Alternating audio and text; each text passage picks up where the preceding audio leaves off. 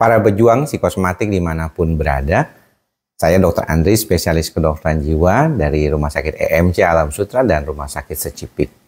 Kalau saya menceritakan pengalaman belakangan ini, mungkin sekitaran setahun belakangan ini, banyak pasien-pasien yang datang berobat ke praktek saya di dua rumah sakit tersebut, itu kebanyakan adalah pasien yang pernah berobat ke dokter spesialis kedokteran jiwa lainnya. Jadi mereka ini bukan pertama kali datang berobat ke psikiater, tapi setengahnya itu adalah pasien yang pernah berobat ke dokter spesialis lainnya. Nah, mengapa demikian? Ternyata banyak diantaranya itu adalah karena kondisi yang memang belum stabil. Situasinya memang belum secara umum membantu mereka lebih baik lagi. Banyak diantara kasus-kasusnya juga belum punya kejelasan ya. Beberapa diantaranya menanyakan apakah diagnosis saya ini benar dok ya, karena kok saya rasanya nggak seperti itu gitu. Apalagi dengan ditambah dengan ChatGPT, AI ya, mereka googling dengan apa yang mereka dapatkan di dalam googling tersebut, mereka bilang kayaknya saya bukan penyakit seperti ini dok. Nah, sebenarnya itu bukan sekali dua kali mereka datang berobat, ada beberapa yang sampai 3 kali berobat ke psikiater dan menanyakan hal yang sekiranya mirip-mirip seperti itu.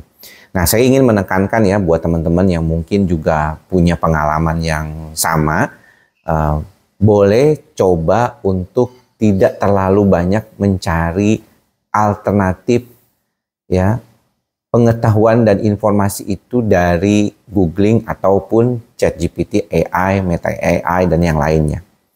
Mengapa demikian? Karena pengalaman klinis itu bisa berbeda yang ditemukannya dalam praktek dengan di-compare atau dibandingkan dengan apa yang didapat dari teori di Meta AI tersebut. Misalnya contoh tentang pengobatan. Banyak orang salah pendapat ya tentang pengobatan. Karena banyak dianggap satu pengobatan itu harusnya ya untuk itu saja. Contohnya antidepresan golongan serotonin atau SSRI. Pasien diberikan golongan serotonin SSRI itu bukan cuma untuk depresi, tapi juga bisa buat pasien yang mengalami gangguan cemas, pasien gangguan panik, pasien dengan gangguan OCD, atau dengan perilaku impulsif, ya. Jadi bisa banyak banget. Seperti juga mood stabilizer, seperti misalnya golongan divalproic natrium, ya, yang dikenal dengan merek Depakote misalnya. Itu juga bisa digunakan untuk bukan epilepsi saja, tapi juga untuk kasus bipolar, untuk stabilisasi mood, pikiran bunuh diri yang kuat, seperti itu ya. Jadi sebenarnya kalau kita perhatikan, obat saja bisa berbeda dampaknya. Nah, bagaimana dengan diagnosis? Terkadang yang saya sering bicarakan kepada pasien adalah Bapak Ibu ketika datang berobat ke salah satu dokter, mungkin gejala yang diungkapkan oleh Bapak Ibu itu lebih dominan berkaitan dengan kondisi tertentu.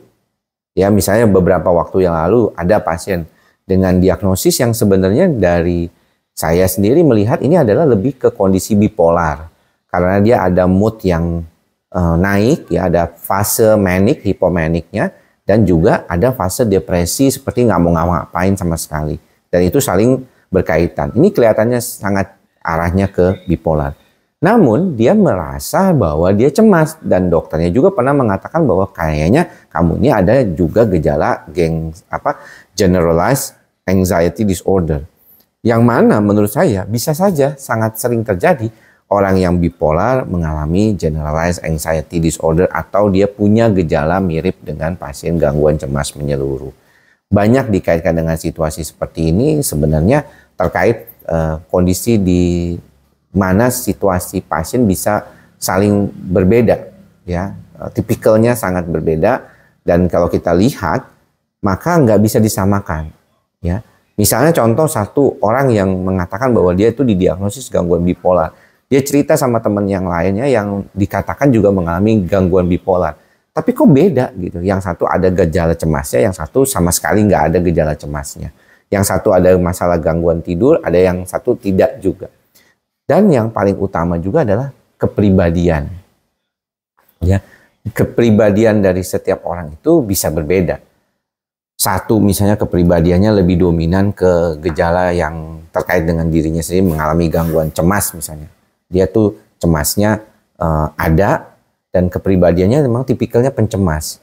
Ya, jadi lebih dominan. Tapi ada orang yang mengalami gejala gangguan cemas lebih dikaitkan karena faktor dari stimulasi di lingkungannya. Jadi si pasien ini sebenarnya problem cemas itu gara-gara ada faktor lingkungan yang lebih dominan daripada sebenarnya kepribadiannya dia. Jadi istilahnya setiap orang yang berada di lingkungan tersebut juga pasti akan cemas kalau dengan pola seperti itu, kondisi seperti itu.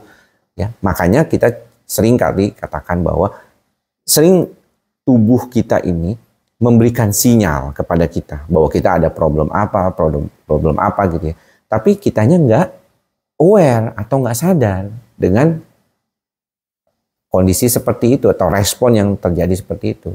Nggak heran jadi beberapa orang mengatakan bahwa ya kalau demikian saya sepertinya gangguannya lebih ke anxiety yang disebabkan karena faktor yang bisa dikendalikan. Kalau luarnya itu bisa dikendalikan, maka anxiety-nya hilang. Berbeda dengan tipikal yang kepribadiannya yang lebih dominan. Maka kemungkinan walaupun dia pindah tempat kerja pun, dia datang ke tempat yang lain, ya dia tetap aja akan begitu. Karena sebenarnya kepribadian dia yang mengelola pikiran seperti itu jadi lebih dominan.